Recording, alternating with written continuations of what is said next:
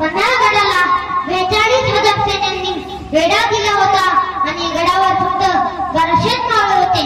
किती मावळे होते बरं हो? 1200. एका बाजूला 42,000 आणि एका बाजूला फक्त 1200. नाशक होतं मेला शिवाजी को असा फोन करून आला होता.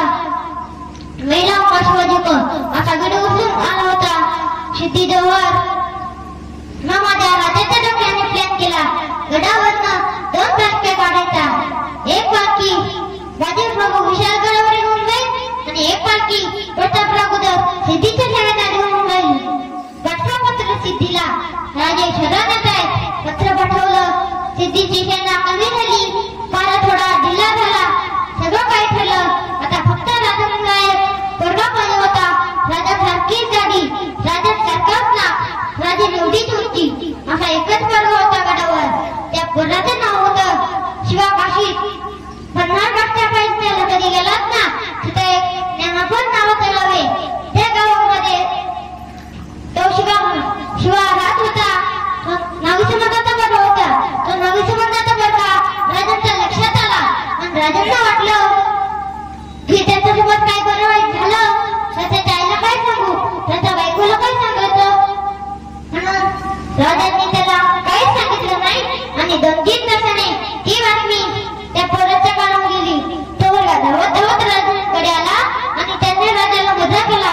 या राजा मुद्रा घ्या. सत्या मुद्रा करणाऱ्या शिवाला राजा म्हणते आणि कशासाठी ना मुद्रा. तो म्हणाला राजा तुमच्या डोक्यावरचा मुकुट घालण्यासाठी धडाधडा सुरू पडतील. तो तुमच्या डोक्यावरचा मुकुट माझ्या डोक्यावरती घाला. राजा तुमच्या कमरेची भवानी तलवार कधी मिळेल. ती तलवार मला लावायला द्या. राजा तुमच्या अंगावरची कापड मला द्या. राजा छत्रपती शिवाजी नाव सुद्धा मला द्या. राजा म्हणाले अरे वेड्या मुकुट मिळेल, तलवार मिळेल, शला पण मिळेल, पण हे घालून तुला तिथं जायचे ना तिथं परत वापस नाही तर शिवा तिथं परत वापस नाही. शिवा म्हणाला त्याच्या करता तर बघतोय राजा असा जर मेलो तर शिवा नाही म्हणून मारल, पण तुमची कापड घालून जर मेलो ना तर छत्रपती शिवाजी राजा मेला म्हणून मानन राजा त्या राजाच द्या. राजांनी त्याला मुकुट दिला, तलवार दिली, शेलापट दिला आणि पालखीमध्ये बसवलं. 2 बाजूनी 2 पालख्या निघाल्या. त्या पालखीमध्ये राजा बसलं होतं. ही पालखी रडायची कारण शिवाचं काय खरं नाही आणि ज्या पालखीमध्ये शिवा बसला होता तो हसायचा मेलो तरी चालेल पण माझा राजा विशाळगडावर पोहोचेल. सगळं काही शिकवलं होतं राजांनी शिवाला. कसं चालायचं, कसं बोलायचं. फक्त एक गोष्ट राहिली.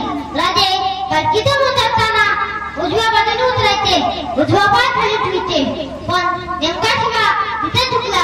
शिवा डाव्या बाजूने उतरला आणि डावा पाय खाली ठेवला. सिद्धीच्या सरदाराने ओळखलं हा राजा नाही आणि ओरडला जगा हुजूर जगा. आणि लाल बंद झालेल्या सिद्धीने रागाने आपली तलवार काढली आणि शिवाच्या छातीत आकार दिली. शिवाचे बारीक बारीक तुकडे केले आणि राजांकडे पाठवले. ज्या दिवशी राजांनी ते तुकडे पाहिले ना तर नाचला जाणता राजा दिसा रडला. काही अपोरचा गुन्हा फक्त माझ्यासारखा चेहरा जन्माला घेऊन आला एवढा त्या पोराचा गुन्हा. राजांनी त्याची माती गडावर केली. त्याचा दशरथचा विधी गडावर केला. त्याचं सगळं काही गडावर केलं आणि अजून 20 दिवस कोणाला माहिती होऊ दिलं नाही. शिवाचं काय झालं. 20 दिवसाच्या नंतर नेमापूर गावच्या पाटलाला पत्र दिलं पाटील म्हणून उद्या दुपारी 12 वाजता शिवनामाच्या घरी येणार आहोत. शिवाच्या आईला एवढा निरोप द्या. ज्यावेळेस शिवाच्या आईला निरोप कळाला शिवाच्या आईला खूप आनंद झाला कारण 2-3 वर्ष राज्य लग्नाला अजून शिवा घरी येत नव्हता म्हणून इतका आनंद झाला. राजा येणार म्हणजे माझा पोरगा नक्की येणार म्हणून तिने सडा सर्वात केलं. रांगोळ्या काढल्या.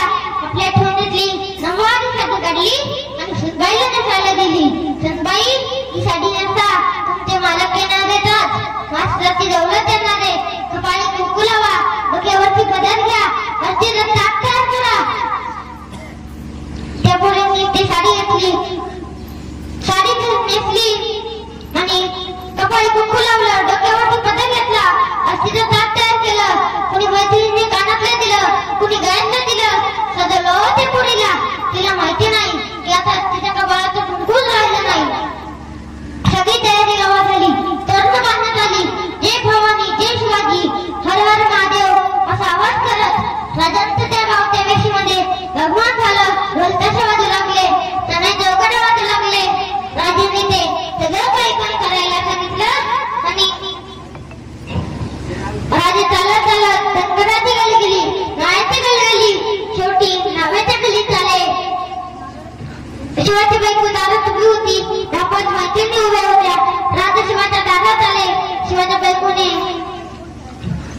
तिलकाने गोड उडवलं. राजांना गंती लावायचा म्हणून पुढे सरकली. एवढ्याच मागून आवाज आला, सुनबाई तुम्ही नका बोलू राजांना. त्या पोरीने मागं पाहिलं का माझ्या सासूदामध्ये तिने साडी दिली, तिने मेकअप करायला सांगितला. तीच बसते नको का माझ्याशी अशी वागत असत. मग तिने दुसऱ्या पोरच्या हातात दिलं आणि पॅक घरात निघून गेली. दुसऱ्या पोरीने राजांना गंधी लावला. राजांची आरती झाली. राजा घरातल्या बांगड्यावरून बसले. गुळाच्या खाला पाण्याचा तांब्या दिला आणि पहिला प्रश्न राजाने त्या आईला विचारला, का होई का बोलू दिलं तुझ्या पोरीला, किती नटून उठून असती. आई म्हणाली, राजाची शिवाची बायको आहे, चाललं असतं की. राजाची शिवाची बायको चाललं असतं की. राजा कशाला वेळेचा ठेव करून घेताय. ही शिवाची बायको चाललं असतं की. आमची बहीण आम्हाला ओवाळायला आली होती, का ओवाळू दिलं नाही. आई म्हणाली, राजा तुम्ही जगाला फसवताय पण एका आईला नाही फसवू शकणार. राजा म्हणाले, काय फसवलं आई. आई म्हणाली, राजा एका विधवा बाईने तुमच्यासारख्या श्रीमंत राजाला ओवाळू नये. राजाच्या हातातला तांब्याच खाली पडला.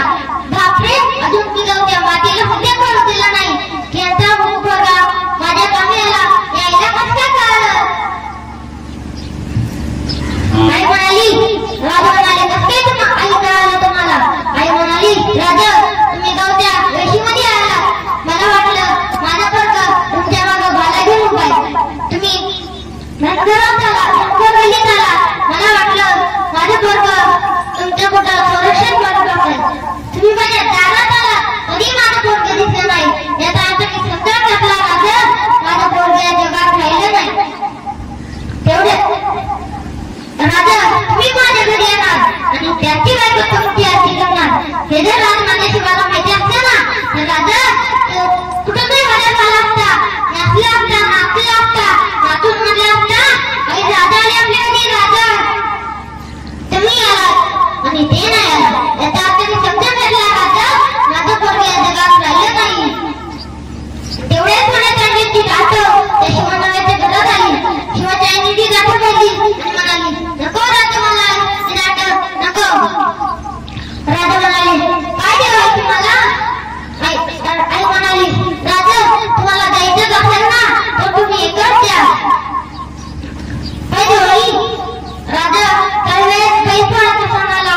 माझ्या घरी येता माझ्या हस्ती तेवढी पूर्णाची पण खायचा आणि तो माझ्या काही वासरांना पूर्णाची पोळी खाऊ घालायचा. तुम्ही एकच करा.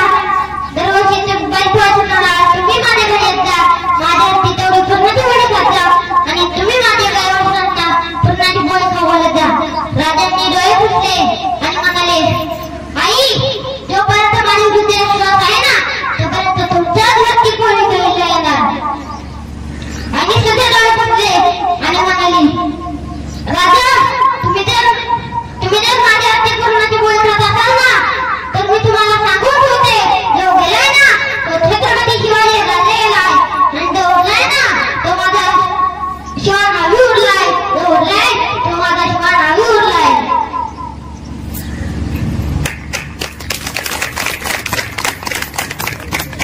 कुंडली श्री ज्ञानदेव तुकाराम पंढरनाथ भगवान की जय. माऊली ज्ञानेश्वर महाराज की जय. जगद्गुरु तुकाराम